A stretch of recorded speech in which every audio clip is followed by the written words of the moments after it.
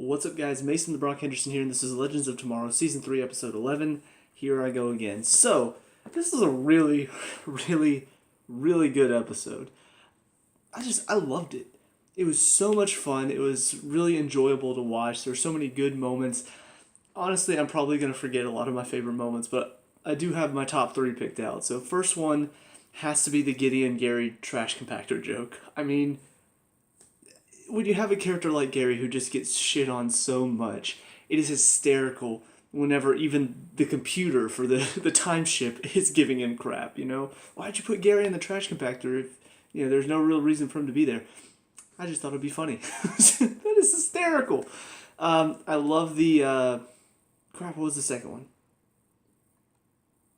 Oh, Mick and the whole writing thing, like, of all the people, Mick writing down this love sci-fi novel is hysterical to me, and his reactions are perfect.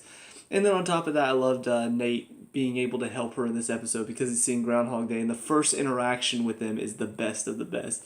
Because he's like, she's about to die.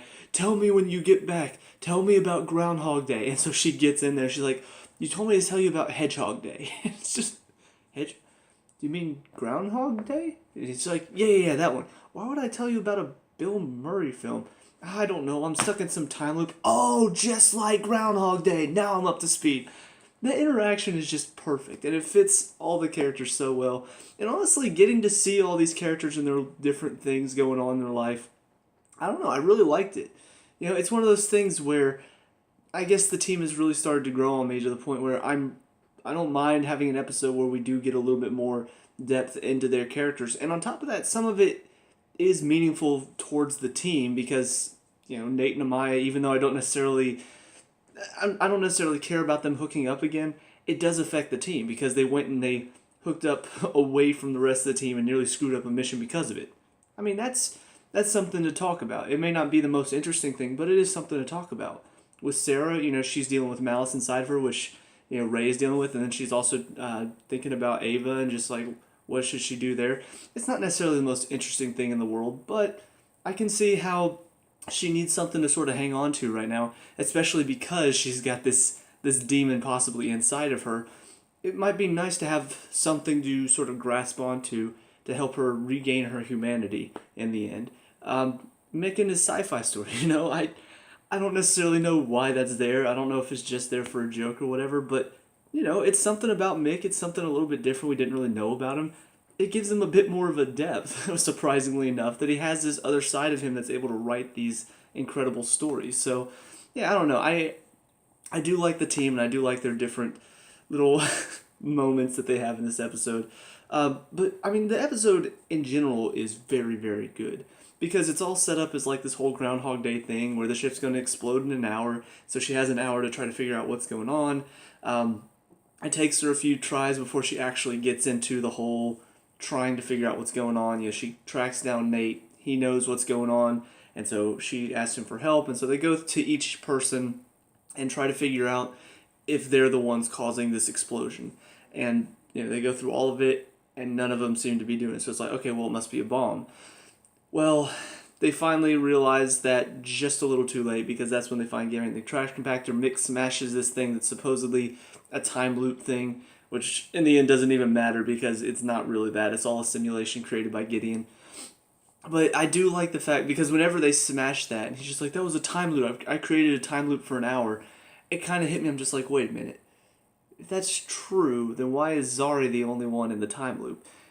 Ultimately, it's because she's actually the one inside the simulation that Gideon's created. And I do like the fact that there is a good reason for it. When Gideon revealed that this was all just a simulation, I'm just like, what? Because she, has been having a spat with the team. She doesn't really feel like she's a part of the team, and so you just wanted to get her to be part of the team? Like, come on, there's got to be more reason to that. There is. Gideon looked through her little simulation that she programmed that let them find or loopholes in the time stream, which in my opinion is very clever because it's something a bit different for this season. Most of the time in the past 2 seasons it was, let's try to fix time, let's try to keep time exactly how it's supposed to be. This season has brought in the idea of loopholes in the time, taking Helen of Troy to Themyscira. she's still considered dead in history, but she manages to keep living, even though it's not exactly how it happened in the timeline. It's enough to keep the history moving forward and still give her a happy ending. And so Zari sort of introduced this idea of loopholes. Now, is this going to continue, or is it going to be shown as a bad thing? I'm not entirely sure. But I do like this concept that they're putting in there, and it is something a little bit different, and it's kind of, okay, loopholes. I guess that's kind of the theme for this season. And so, of course, the loophole she's trying to exploit is saving her brother. Well, Gideon sees that the only possibility of that happening is if she stays on the team with the Legends, and they help her, and she needs to help them fight Mallus. Well, every iteration of history that Gideon saw was after her fight with Sara, she goes and she leaves the team. So that's why she put her in the simulation, to let her get closer to the team inside of the simulation and realize the importance of the team and being a part of the team. And so that's the whole point of it. And honestly, it's a good idea. It's very well executed. And even though it was for a good purpose, it kind of shows that Gideon does have that little bit of a dastardly side to her. She has the thought process of, oh, okay, so I need to keep her on the team. I know, I've got a little simulation prepared for her. Like, it's something that I wouldn't normally attribute to Gideon. And she's just like, yeah, I'm just going to keep her knocked unconscious for a little bit so I can run her through a simulation where she dies over and over and over again, but gets closer to the team. It's kind of messed up, but at the same time, it worked. So, and Zari even appreciates it. She's just like, you got a little bit of an evil side to you, don't you, Gideon? So she understands what Gideon's trying to do, which is nice, because they could have gone the whole place where she's just like, seriously, you made me die over and over again? You made me relive this forever? Like, you realize what I went through there? She realizes what Gideon was trying to do for her, and because Gideon explains, look, this is how you're going to find your loophole, because she explains that, Zari accepts the fact, okay, so I did have to go through this. Gideon, thank you for what you did for me. So I like the fact that she grew a little bit in this episode. Her speech right before she nearly dies in the simulation at the end with the bomb is a very well worded speech, and it just it goes through each of them. She's like saying what she loves about all of them, and trying to help them figure out their lives. It helps whenever she gets back to the real world and she goes to each of them and explains, okay, look, Ray, you need to tell Sara what Constantine told you. Sara, you need to go ask Ava to coffee. Nate and Amaya, you two need to figure yourselves out because you nearly cost the mission. Mick, here's a better ending to your story. And then she goes and grabs the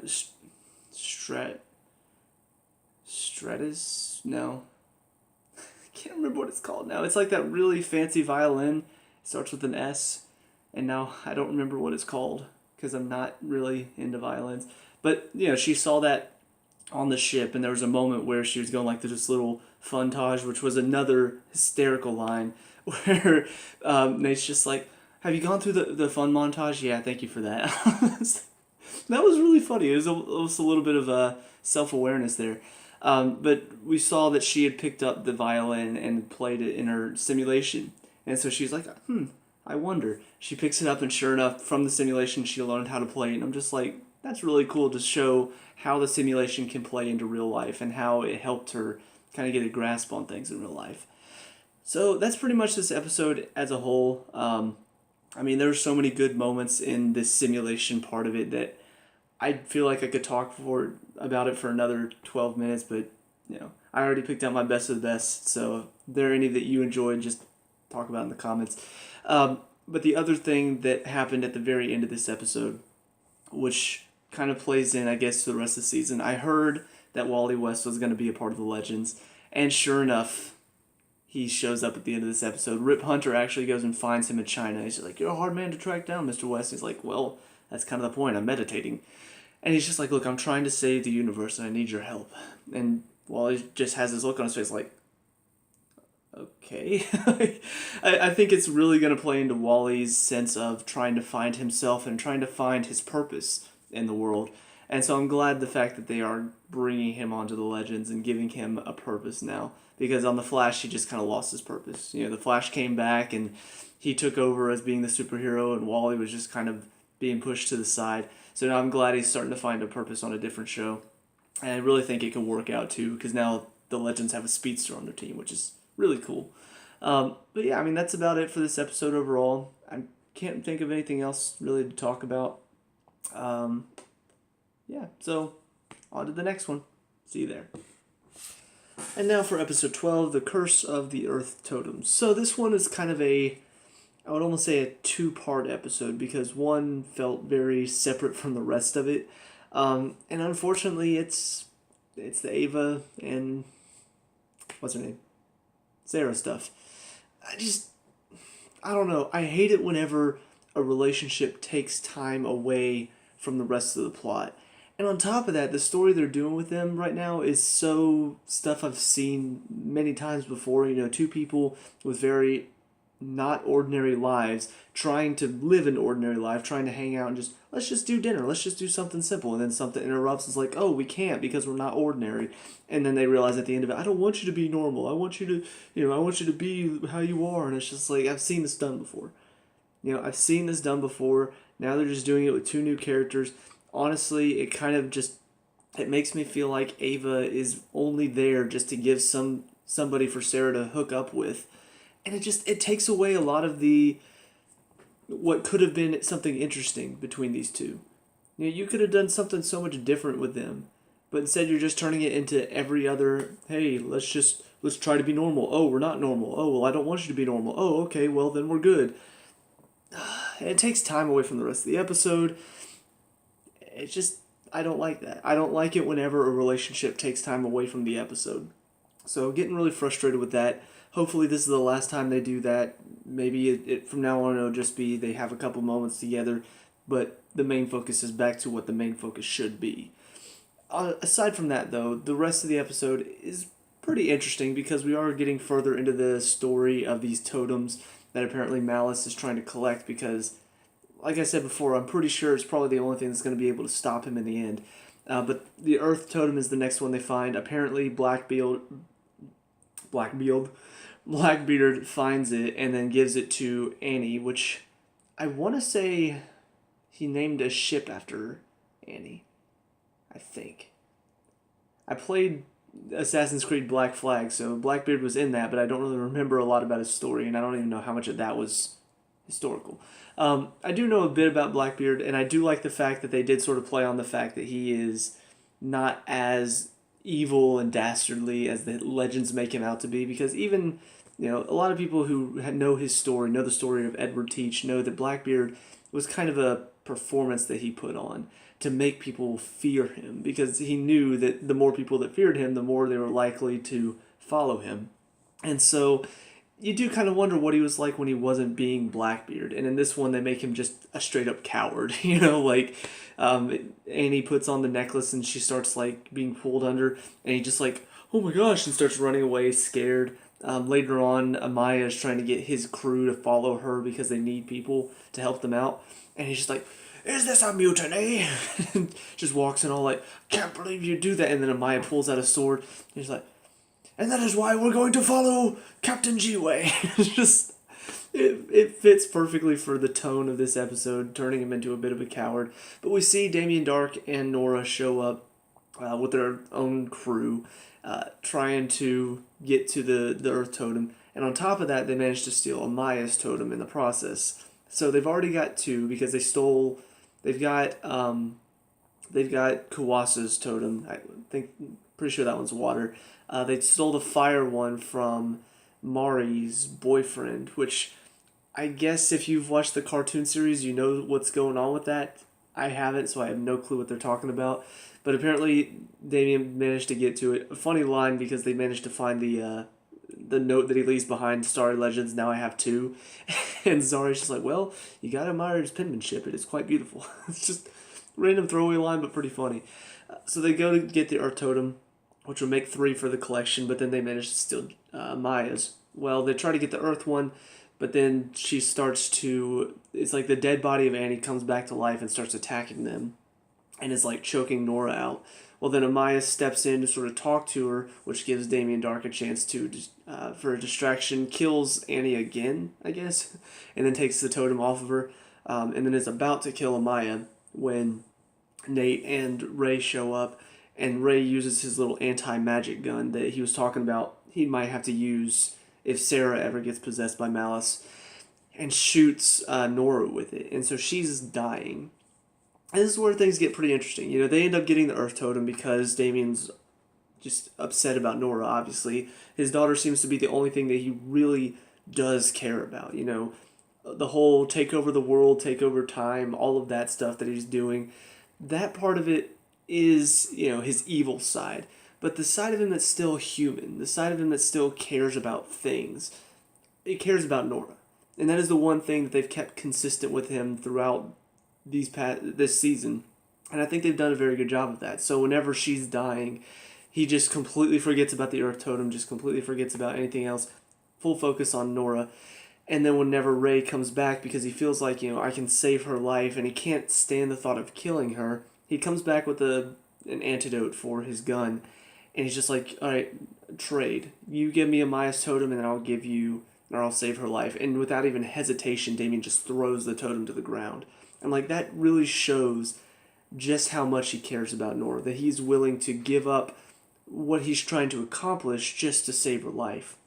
I feel like that's probably going to come into play later on down the line. We even saw there was one point where she ended up getting knocked out by Leo and Mick whenever their guns combined and blew up and knocked her back, knocked her unconscious. Even then, he was freaking out. He just completely forgot all of the legends. He just completely forgot everything and went to go get to her because he knew she was in danger. So I love the fact that he is a villain, but he does have that soft side to him that probably will be exploited later on down the line. And I kind of even have to wonder if maybe the reason he's even helping Mallus in the first place is because he knows if he doesn't help Mallus, Nora may be in danger herself. So just a little thought thrown in there. I'm not sure if it's true or not, but we'll see. But Nora wakes up and she looks at Ray. She's like, Ray, it's like, you do remember me? She's like, yes. And then grabs his throat and starts draining his energy, which knocks him out.